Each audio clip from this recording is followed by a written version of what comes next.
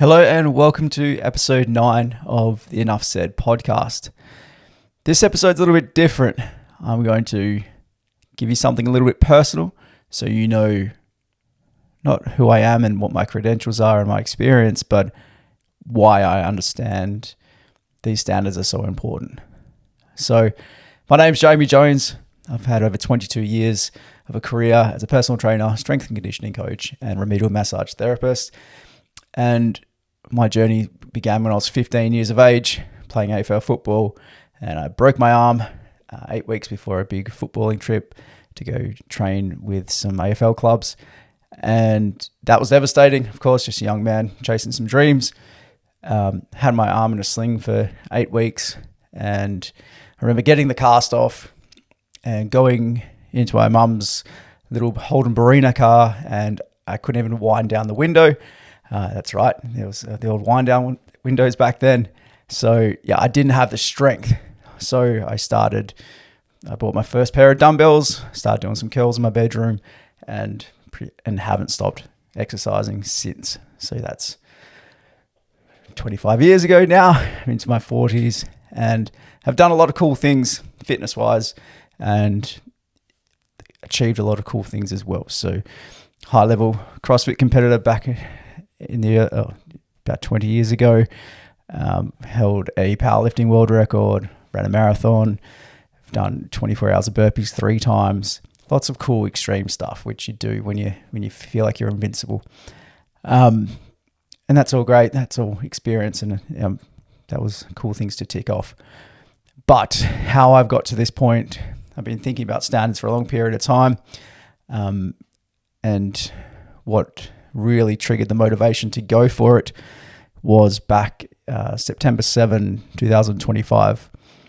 I was doing a fitness event with a friend. It was on Father's Day, so we trained together for about 13 weeks, prepared, did a trial run of the event 2 weeks beforehand, did it at 5 a.m. before work, no worries, no soreness. We weren't trying to win the event, just trying to have some fun, and then go enjoy a good Father's Day. And then about 75% of the way through the event, I collapsed and came to in the first aid arena. And yeah, it was game on from there. I won't go into extra details because it might be triggering for some people, but when I was in the ambulance, I was having really strong convulsions. My kidney was failing. I had kidney failure, liver failure. Massive convulsions to the point where I thought I was gone. Well, I guess I am sharing the details, but obviously I'm here now, I'm well. But after coming to from some loss of consciousness, I remember opening my eyes, my arms were out wide, my legs were dead straight, and all I could do was open my eyes, and I thought I was paralyzed. So my initial thought was I could watch my son get married. So from my neck down was this unexplainable feeling of paraplegia. I could not move. I could not activate. I was stuck. So after 25 years of taking care of my body, achieving cool things, apparently, preparing for this event correctly, all of a sudden I'd lost the use of my neck, arms, shoulders, fingers, hips, knees, toes, you name it. There was no signal happening whatsoever. I lost my memory for a little bit, and slowly that cognition came back. Obviously, having experience in this field, I knew what they were doing to me, so I was trying to beat the test. But that's when not at that point, but once I was recovering, it made me realize that sometimes, at some point, some people lose their ability to move. And that's what that feels like. And it's fucking terrifying. There's no other way of saying it.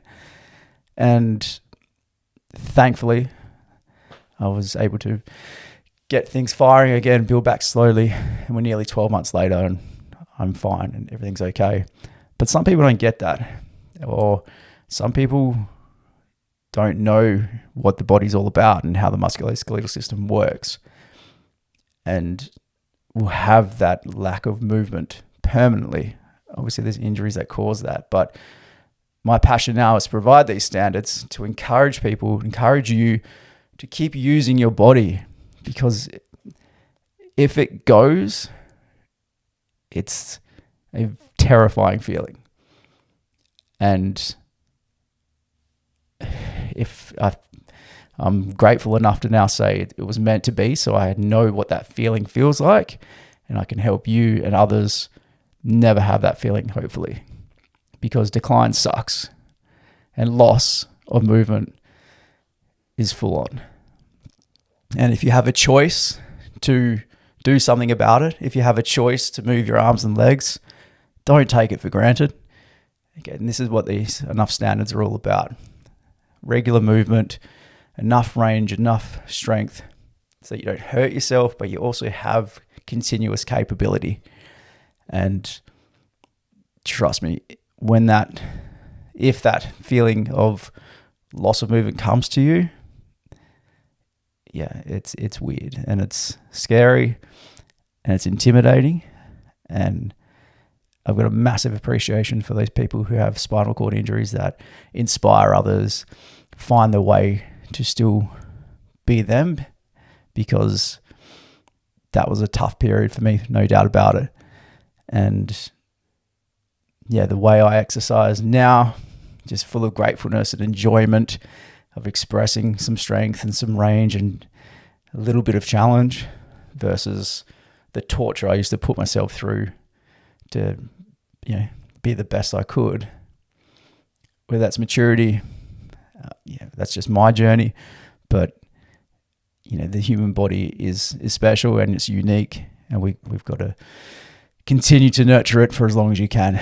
So yeah, that's how I've started all this podcast and shared my standards, because I don't want anyone to unnecessarily feel how I did in that moment.